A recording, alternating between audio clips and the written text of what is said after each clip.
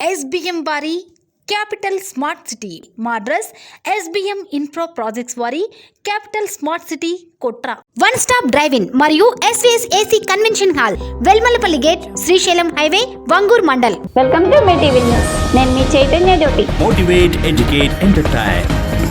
Headlines. 10వ తరగతి పరీక్షలకు కఠినాంక్షలు విధించిన ప్రభుత్వ పరీక్షల విభాగం. ఢిల్లీకి బయలుదేరిన బీఆర్ఎస్ నేతలు. పార్టీకి చేవెళ్ల ఎంపీ రంజిత్ రెడ్డి రాజీనామా చేశారు. త్వరలో ఆయన కాంగ్రెస్లో చేరనున్నారు.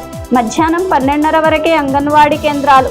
ప్రైవేట్ పాఠశాలలో ఫీజుల వేట మొదలైందని విద్యార్థుల తల్లిదండ్రుల ఆవేదన. ప్రశ్నపత్రంపై హాల్ టికెట్ నెంబర్ రాయాలని SSC బోర్డు ఆదేశాలు జారీ చేసింది. మార్చి 17 నుంచి 10వ తరగతి వార్షిక పరీక్షలు సోమవారం నుంచి ప్రారంభం కానుండగా ఏప్రిల్ 2న ముగుస్తాయి. విద్యార్థులు కాపీయింగ్కు పాల్పడితే డీబార్ చేస్తారు. ఇందులో సిబ్బంది పాత్ర ఉంటే వారిపై యాక్ట్ 25, 1997 CCA రూల్స్ ప్రకారం చర్యలుంటాయని ప్రభుత్వ పరీక్షల విభాగం డైరెక్టర్ కృష్ణారావు హెచ్చరించారు.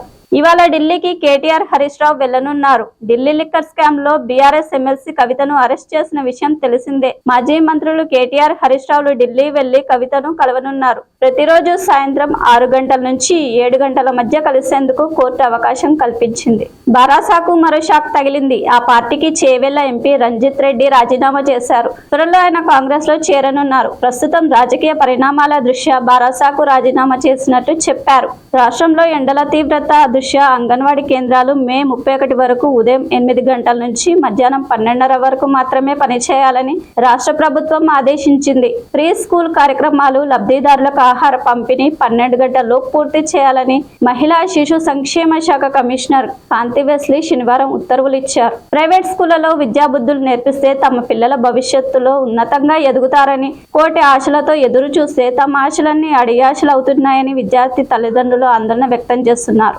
షాద్నగర్ పట్టణ కేంద్రంలో కొన్ని ప్రైవేట్ పాఠశాలలో ఫీజుల వేట మొదలైందని విద్యార్థుల తల్లిదండ్రులు ఆదివారం మీడియా ప్రతినిధితో మాట్లాడుతూ ఆవేదన వ్యక్తం చేస్తున్నారు.